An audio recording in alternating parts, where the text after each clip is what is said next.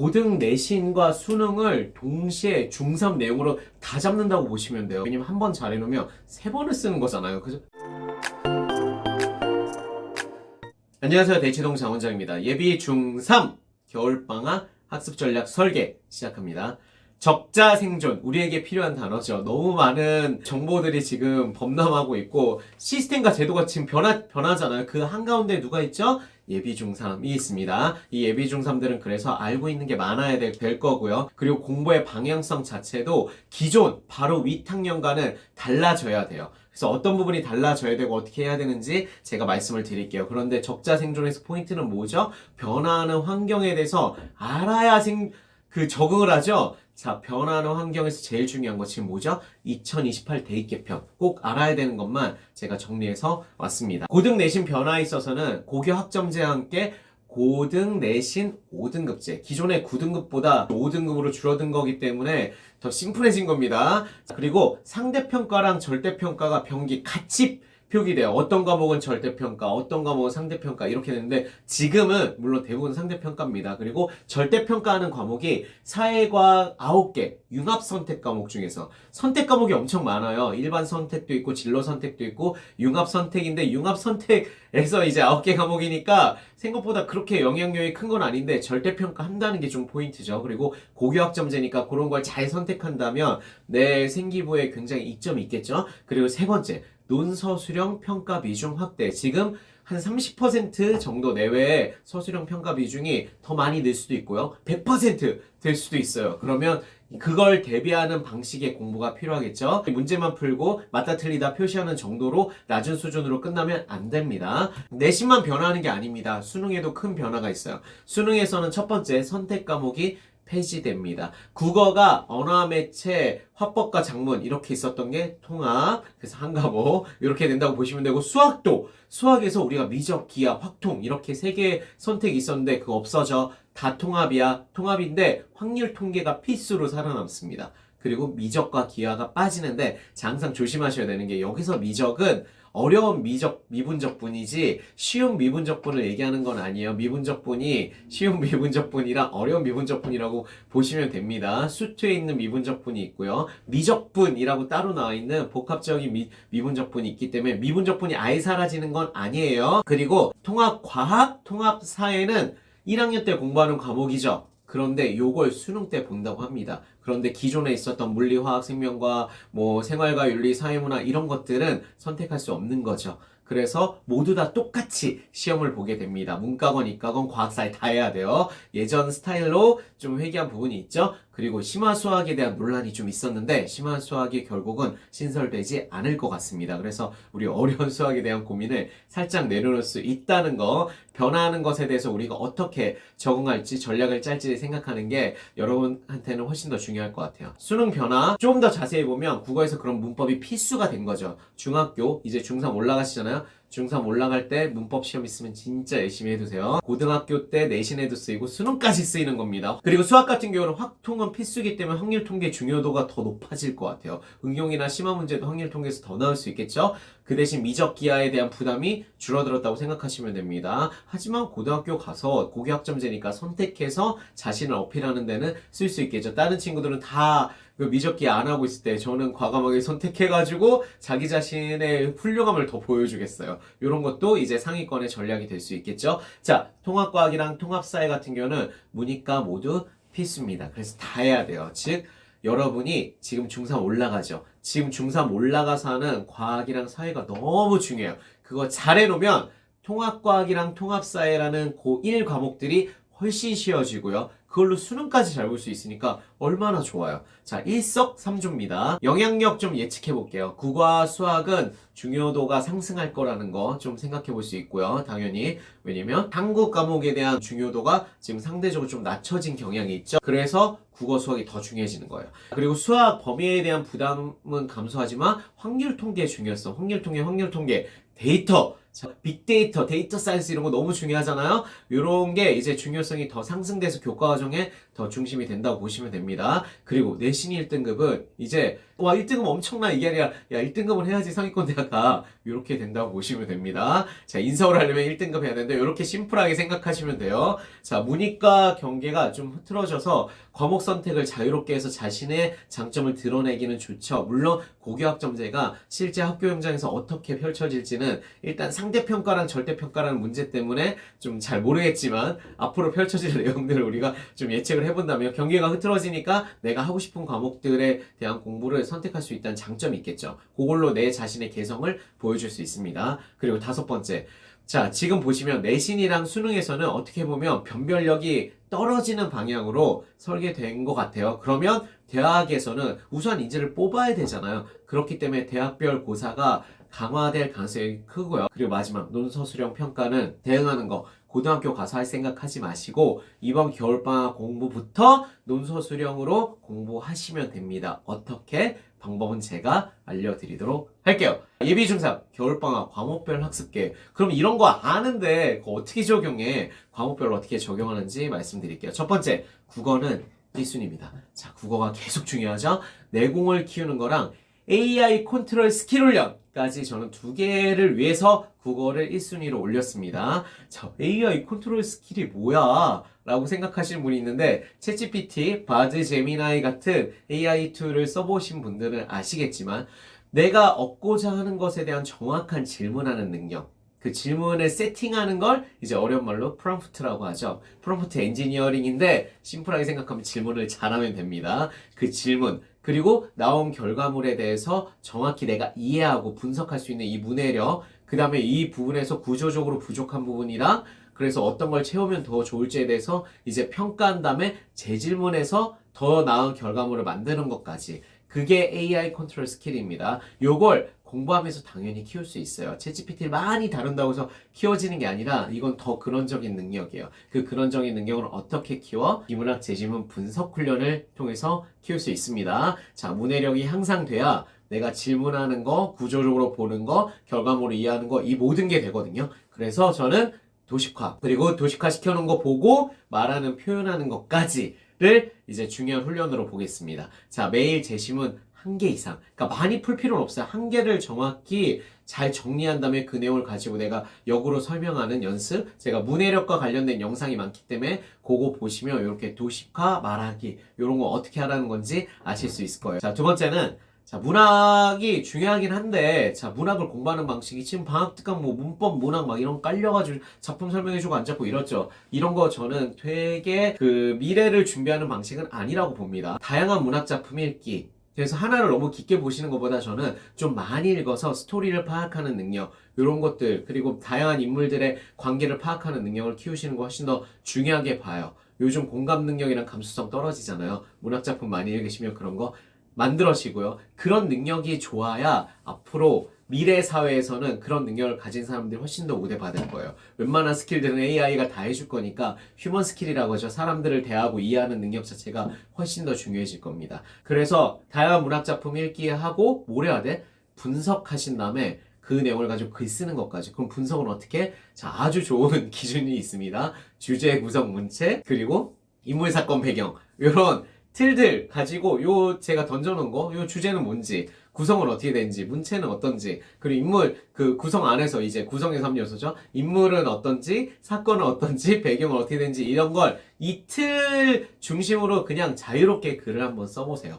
그러면서 글쓰기 훈련을 하는 겁니다. 근데 글쓰기 훈련이 그냥 어떤 기준 없이 하면 사실 훌륭한 글이 나오지가 않아요. 그렇기 때문에 이 분석해야 되는 툴 6개를 저는 구분해서 말씀을 드리는 거고요. 정확히 얘기하면 5개밖에 안 되는 거죠. 자, 이 5개를 얘기하시면 됩니다. 이 5개를 가지고 글을 자유롭게 좀 써보시고요. 그리고 주당 단편소설 한 2개씩 분석하시면 요 내용이 정확히 잡게 될 것 같습니다. 자, 이 순위는 수학입니다. 45%니까 배정 비율은 굉장히 높죠. 순위는 떨어지지만 절대 투입 시간은 더 많아야 된다는 거.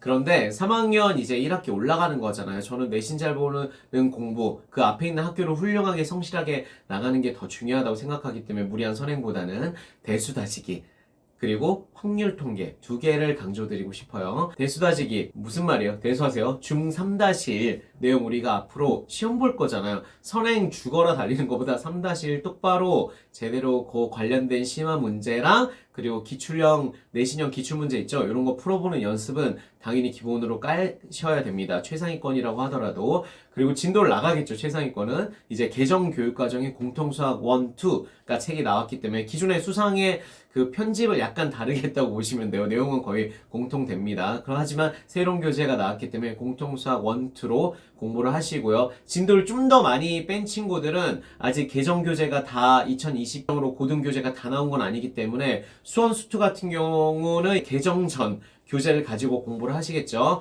근데 꼭 필수는 아니라고 보고 저는 많이 진도 나가도 수원 정도 강조드리고 싶습니다. 똑바로 하는 거. 왜냐면 우리 미적분을 안 해도 될 수도 있잖아. 안 하고도 있고 갈 수도 있으니까. 자, 물론 미적분을 하면 그 고교 선택제에서 미적분 관련된 과목들을 막 선택해서 더하면 가산점이 더 있을 것 같아요. 플러스가 좀 더 있겠죠. 하지만 2-1 복습 왜? 3-1 공부시켜보면 비상위권 친구들은 2-1 내용이 발목을 엄청 잡아요. 그래서 적어도 개념에 대한 복습은 하면서 3-1 공부하셔야지 효율적입니다. 지금 막 3-1, 3-2 이렇게 공부 나가시는 거 저는 오히려 비효율적 3-1이랑 2-1 또는 공통수학 1 이렇게 보시면 됩니다. 그리고 미적이나 기하, 선행은 추천드리지 못할 것 같아요. 그렇죠? 여러분이 생각해도 지금 필요 없을 것 같지 않나요? 그리고 두 번째, 심화보다는 확률 통계. 확률 통계 내용이 중등수학에서는 어디 들어있죠? 주로 2학기 컨텐츠 그 도형이랑 같이 있어서 약간 사이드 곁다리 같은 느낌인데 얘만 묶어서 그러니까 도형 파트는 지금 보시는 거 저는 추천드리지 않기 때문에 심화보다는 이 확률 통계를 좀 보시는 걸 추천드릴게요. 확률 통계 내용을 보시는데 중등 확률 통계 내용을 먼저 한번 끝내고 그 다음에 공통수학에 있는 확률 통계 내용들을 가지고 좀 공부하면 그 다음 고등수학 더 높은 차원의 확률 통계를 할 수 있게 됩니다. 그리고 상위권 친구들은 이 확률 통계 같은 경우는 코딩으로 이제 구현해보면 되게 재밌거든요. 이런 거 같이 하시는 거 저는 추천드릴게요. 그러면 이거 어떻게 공부하라고요? 공부하는 방법 알려드리면 자, 중학수학 개념 끝장내기 EBS입니다. 확률과 통계 여기에 1, 2, 3학년에 확률 통계가 골고루 나눠져 있잖아요. 그거 싹 모아서 이제 15강밖에 안 돼요. 얼마나 좋아요. 비상위권 친구들은 이거 보시면서 확률 통계 감 잡으시면 너무 좋을 것 같고요. 미래사회 스킬입니다. 통계는. 그리고 두 번째 코딩 말씀드렸잖아요. 요거는 중학 수학 코딩의 정석 이거 검색하시면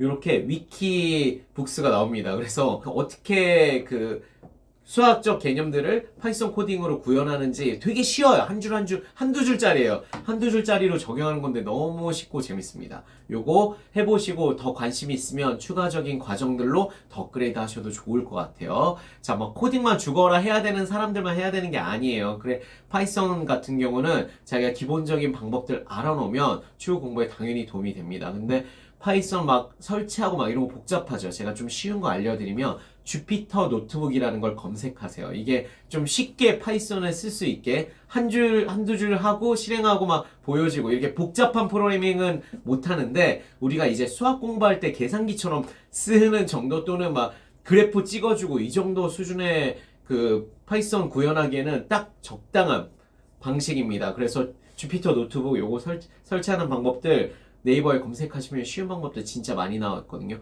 그거 보시고 설치해 보신 다음에 적용하시는 거 시간 많이 안 걸립니다. 상위권 친구들은 저는 좀 많이 강추. 요거 도전해 보시면 좋을 것 같습니다. 자, 코딩 너무 어려워하지 마세요. 3순위는 영어입니다. 자, 여기는 20%. 3순위 영어 20% 순위가 낮진 않죠? 강력한 커뮤니케이션 툴인데 예전에는 글로벌 커뮤니케이션 툴이었는데 지금은 AI랑 대화할 때 영어를 쓰면 좀 더 좋은 답이 나오거든요. 아직까지 기술에서는 데이터도 AI가 훨씬 더 영어를 많이 학습해 놨기 때문에 AI랑 커뮤니케이션 하기 위한 툴로서도 영어는 이제 더 중요해진 것 같습니다. 그리고 플러스 수행평가랑 서술형 영어가 진짜 많이 쓰이잖아요. 그래서 그 수행평가랑 서술형 타겟팅한 영어 공부를 하셔야 됩니다. 어떻게? 자, 단문도 단어는 많이 하실수록 당연히 좋습니다. 제발 매일 좀 외우세요. 학기 중에 안 외우시는 거 알아요. 방학 때라도 매일 하시면 매일 연속적으로 할 때 암기 능력 자체가 향상이 될 수밖에 없습니다. 그리고 외우면 까먹는다는 분들이 있는데 외우고 빨리 사이클을 여러 번 돌리세요. 그리고 제 방법론 RSA 영단어 암기법 영상에 올려놨죠. 그거 좀 참고하시고 자 사라지지 않는 영단어 만드실 수 있습니다. 그리고 두 번째 문법. 자 문법 중요하다는 얘기 진짜 많이 하잖아요. 왜 중요한 거 도대체 어법성 문제 맞추기 위해서 자 문법을 알아야 내가 서술형 답안을 쓸 때 정확한 문장을 구사할 수 있게 됩니다. 그렇기 때문에 문법은 항상 지금은 영작이랑 같이 하시는 거 추천드릴게요. 근데 생 영작 뭐 하시는 것도 방법인데 요즘 좋은 책들이 너무 많죠. 문법이랑 이제 영작 훈련 같이 하게 있는 책들 제가 추천 그전에도 많이 드렸는데 그런 책들 같이 함께 하셔도 되고요. 또는 문법서 또는 구문독해 책에 보면은 자 좋은 문장들이 뽑혀 있습니다. 그 내용들을 내가 직독직해한 거 그리고 직독직해한 내용들을 가지고 문장을 다시 영어로 구현해 보는 정도의 수준으로 훈련하셔도 충분히 스킬이 많이 쌓이게 됩니다. 즉 단순한 문법 암기형 공부는 별로 의미가 없다는 얘기죠. 그걸 영작까지 발전시켜야 진짜 나에게 도움이 되는 내용이 되는 거예요. 자 미래 이제 바뀔 2028 대입 개편에 딱 맞춤 공부를 하게 되는 거죠. 그 대신 독해 제가 원래 별로 추천드리지 않았는데 독해를 하신다. 상위권이어서 독해까지 하고 싶어요. 이런 친구들은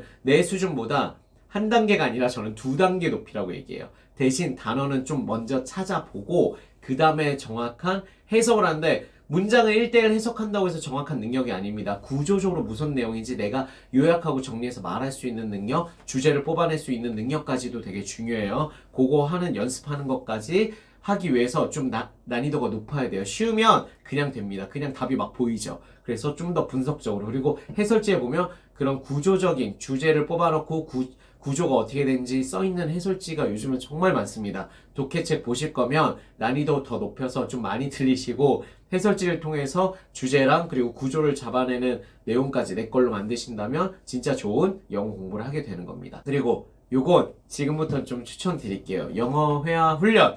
자 매일 10에서 15분 정도 챗GPT로 하셔도 되고요. 이미 이 툴들이 꽤 많기 때문에 쓰시는 분들이 있는데 저는 좀 복잡하다고 생각하시는 분들은 지금 스픽 광고비를 엄청 쓰는 거 보니까 자 지금 잘 나가고 있습니다. 저도 스픽으로 종종 연습을 하는데 재밌어요. 툴이 너무 잘 만들어져 있어서 여러분 회화 선생 구할 필요가 없어요. 외국인 강사 구할 필요가 없습니다. 핸드폰으로 그냥 가입해서 들어가실 수 있거든요. 그래서 7일 무료 체험이니까 한번 해보세요. 이것도 매일 하시는 거 추천드립니다. 긴 것도 바라지 않을게요. 10에서 15분 커리가 이렇게 자기 맞춤형 커리를 설계할 수 있거든요. 거기에 따라서 단계별로 따라가다 보면 내가 사람한테 말하는 거 너무 그 아이인 친구들한테 정말 힘들잖아요. 그거 벗어날 수 있어요. 그래서 저는 스픽 초강추 하루에 10분에서 15분. 왜냐면 여러분은 글로벌 인재가 다 되실 분들이니까 저는 필수적인 능력이라고 말씀드릴게요. 그리고 AI도 지금 음성 인식이 너무 잘 돼가지고 정말 그 아이언맨에 나오는 자비스처럼 얘기하며 솔루션을 막 만들어줄 날이 멀지 않았어요. 지금도 되게 대화 잘합니다.